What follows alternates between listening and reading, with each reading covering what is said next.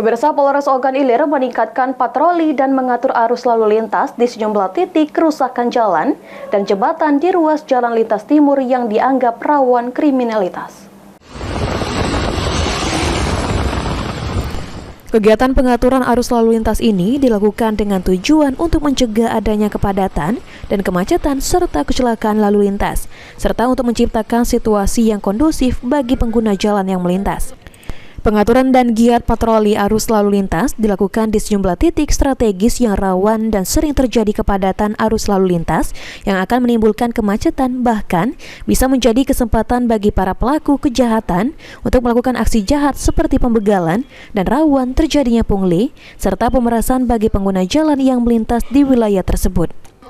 Seperti yang sedang terjadi sekarang ini, untuk di wilayah hukum Polres Ogan Ilir, sering sekali terjadi perlambatan arus lalu lintas adalah di ruas jalan lintas timur KM 17, KM 19 Indralaya Pemulutan.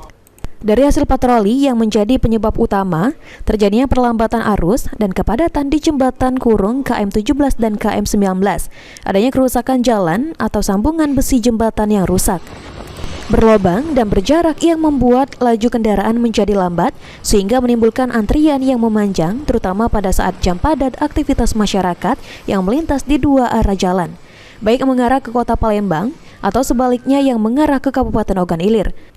Untuk itu, Polres Ogan Ilir mengharapkan agar pihak pemerintah yang berwenang dan berkompeten melakukan perbaikan sambungan jembatan tersebut. Ahmad Romawi, PAL TV.